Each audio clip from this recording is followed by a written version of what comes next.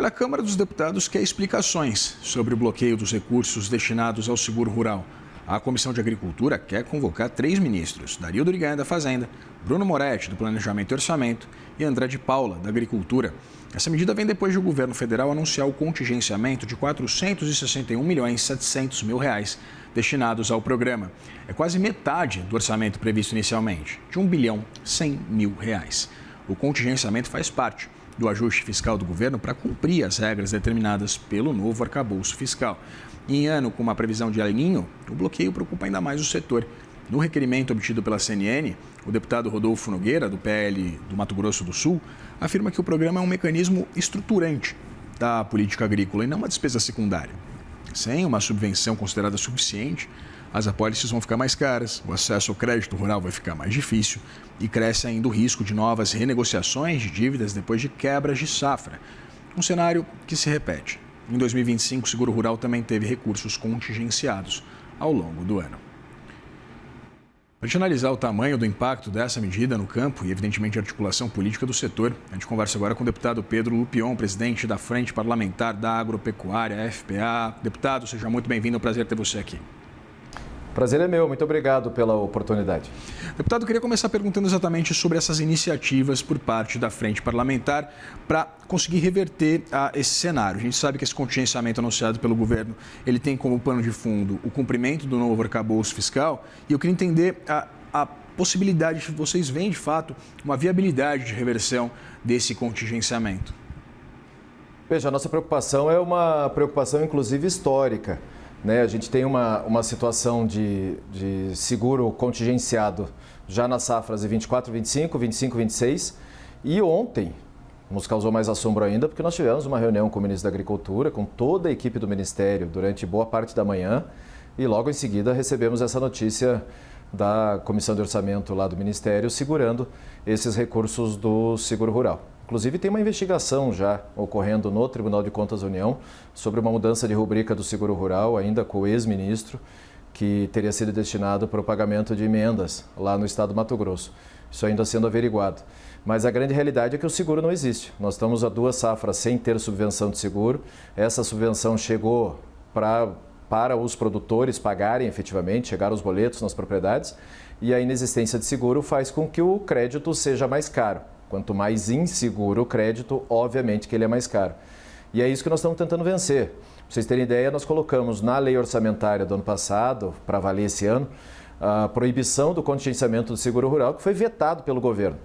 Há poucos meses atrás, tive que ouvir o secretário de Política Agrícola do Ministério da Agricultura dizendo que não tinha seguro rural porque nós não derrubamos o veto do governo que eles fazem parte.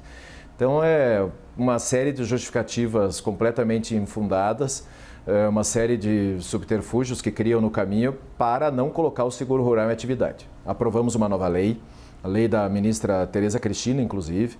Já passamos pela Câmara, onde eu fui o relator, agora volta para o Senado com as alterações que nós fizemos, para que a gente tenha um programa de seguro eficiente no Brasil e que seja condizente com o tamanho da nossa safra, inclusive com um fundo de catástrofe, um fundo solidário, a possibilidade de remuneração desse fundo e, claro, quanto melhor a apólice, mais barato o crédito, porque ele fica mais seguro. O seguro rural concentrou 45,7% de todo o contingenciamento do Ministério da Agricultura e Pecuária. Eu queria entender exatamente os motivos por trás dessa porcentagem tão significativa, com o seguro rural virando a principal vítima desse ajuste fiscal promovido pelo governo. Nós também queríamos entender, acho que não há, por parte desse governo, a prioridade necessária para o setor agropecuário. Essa prioridade que tem que ser dada para um setor que representa mais de 30% da geração de empregos e postos de trabalho no país, que só torna a balança comercial positiva por causa desse setor, e estamos falando aí pouco mais de 1/4 de todo o PIB nacional. É um setor que tem sido claramente desrespeitado, constantemente desrespeitado pelo atual governo. Nós tentamos desde o início essa criação de pontes para que o Ministério da Agricultura volte a ter a relevância que merece ter na esplanada dos ministérios. Ontem eu reiterava ao ministro que o que nós queremos é o agro próximo do governo, o agro dentro do governo, para poder ter voz e vez pelo tamanho que é o setor, e não o governo dentro do agro, né? A gente precisa que haja o mínimo de respeito por parte do atual governo em relação ao setor produtivo. E, infelizmente, isso tem sido constante, eu acabei de dizer.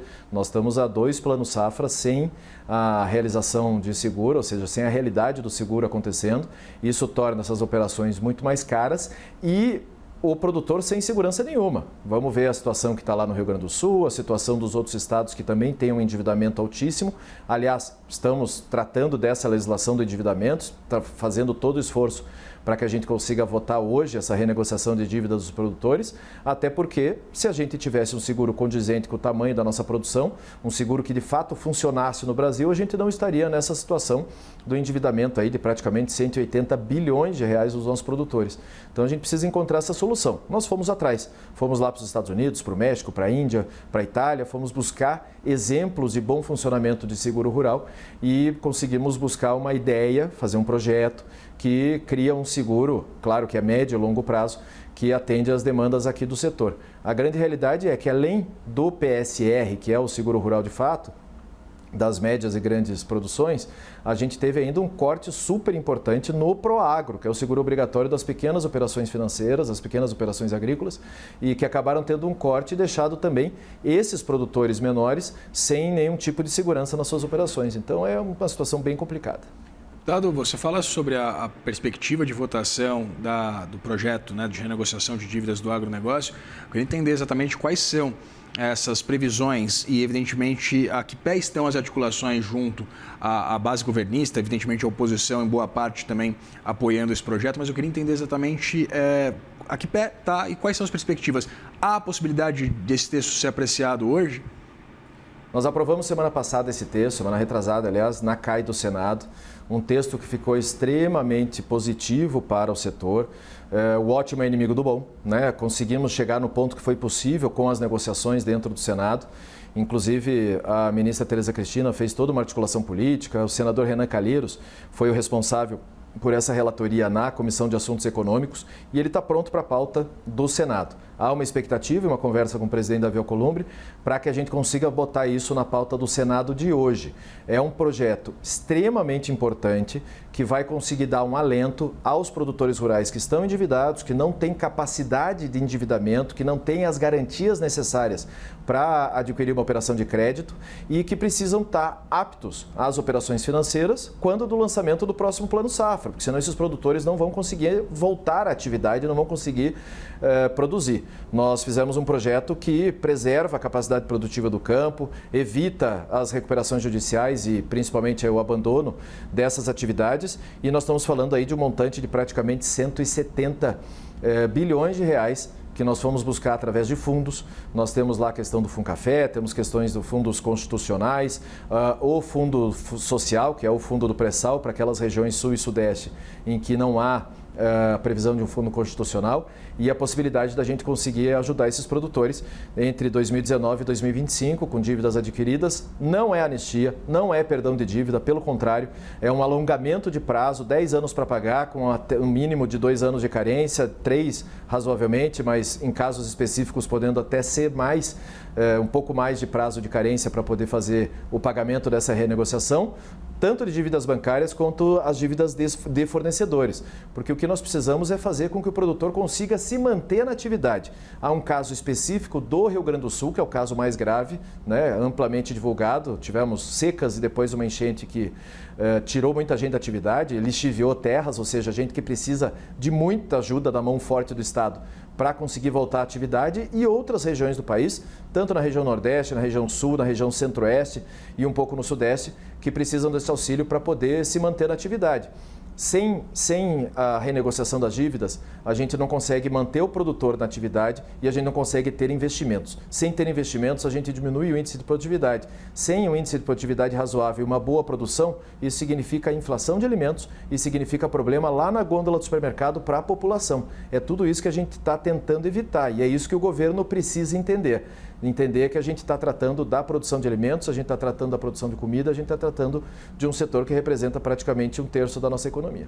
Deputado, a gente sabe que essa necessidade de um contingenciamento, evidentemente, pode se discutir de onde seria contingenciado, que tipo de previsão orçamentária poderia ser revista, contingenciada, mas ela parte de uma necessidade do governo de cumprir com a meta fiscal estabelecida pelo novo arcabouço fiscal. Eu queria entender exatamente que alternativas seriam viáveis, principalmente pensando em ano eleitoral, para que se cumpra o orçamento público. A gente sabe que reformas mais estruturantes, desvinculação orçamentária, etc., elas estão fora do radar do legislativo em pleno ano eleitoral. Então, como resolver essa equação? Veja, eu acho que a gente tem que fazer um histórico do que foi esse governo. Nós estamos na situação que estamos por causa de irresponsabilidade fiscal.